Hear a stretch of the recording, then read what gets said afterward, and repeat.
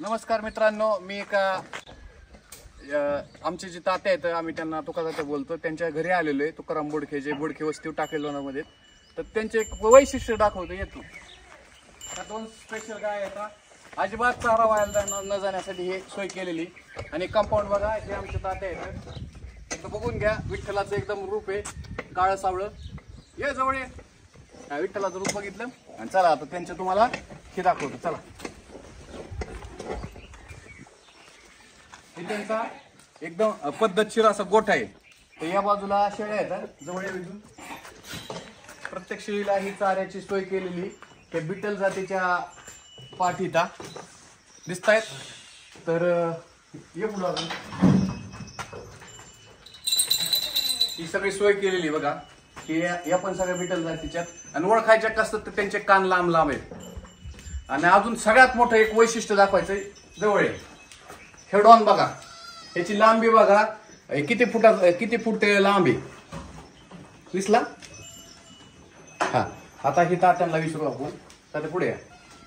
हे जे कुठून आणलं तुम्ही? पंढरपूरच्या खालून आणलं.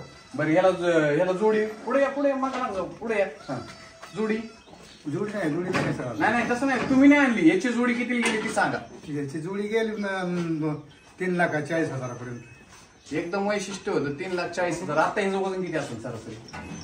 1,600 प्लस असेल. 1,600 किलो. आणि 1 किलोचा भाव तुम्ही विचार करा, म्हणजे किती जाईल. लाख प्लस किंमत असेल. किती जाते? लाख प्लस.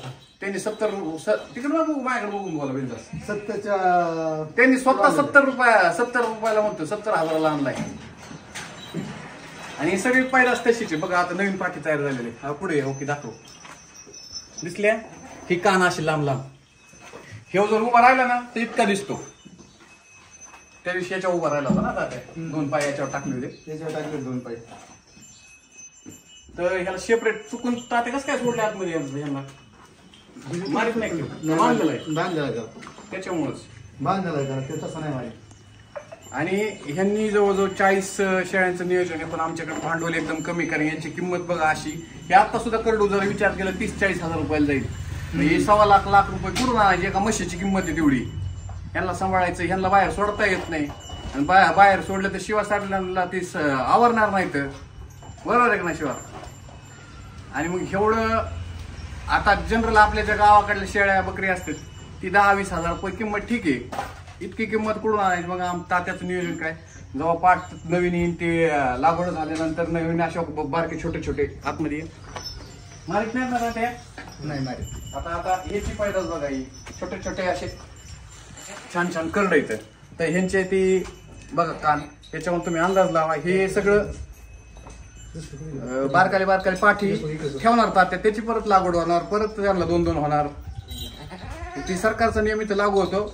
हम दो हमारे दो. आणि इकडे चल तिकडे. हे बघा, हे 2 झालेले. तात्या हे काय येतं? जुळे म्हणायचं काय म्हणायचं? पाडफोड जुळे येतं. हे बघा, त्या सिळीची पुढच्या. हा, त्या सिळीची ठीक आहे. ह्या पलीकडल्या. आणि यांचं आईकडे तुम्ही जाते, तुम्हाला काय अडचण नाही याला. जवळच्या. तर यांची फॅट किती असते तुम्ही सांगायला? म्हशीच्या पुढे का नाही? म्हशीच्या पुढे. हा, म्हशीच्या पुढे. आणि एक शेळी किती लिटर दूध देते? एका टायमाला 3 लिटर दूध. म्हणजे 2 टाइम काढता? एकच टाइम नाही, 2 टाइम काढतो. 6 लिटर दूध काढता तुम्ही बघा. आणि आता ही शेळीचं दूध किती फॅट असते, त्याचं दही, दूध, तूप काही करू शकता तुम्ही, लोणी करू शकता. आणि हे आमचं 30-40 शेळ्यांचं नियोजन आहे. पण जसं जसं शेळी असं काही पाठ जन्माला आली, हिला 2 होणार, पण असं करून आम्हाला मोठं करायचं साम्राज्य. आणि मग तात्यांची झोपायची जागा दाखवा. ही झोपायची जागा इथं एक. आणि ही माझ्या मागं बोर्ड, ही सगळी सोय केलेली. पलीकडच्या बाजूला कुट्टी मशीनी आहे ना, कुट्टी मशीनी बाहेर घेतली का. आणि ह्यांना सगळा मुरघास, कांद्याची पात, अजून काय काय आपल्याकडे, उडदाचं बुसकाट, सगळी सोय.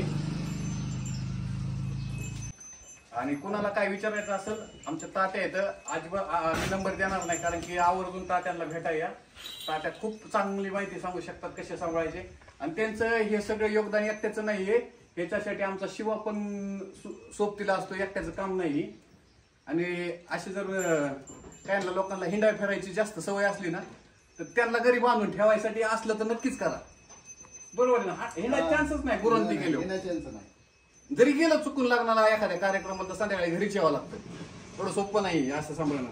काही जसं एमपीएससी युपीएससी तू यासाठी बलिदान देते तसे ह्याच्यासाठी पण थोडं सॅक्रिफाईस करावं लागतंय. हा.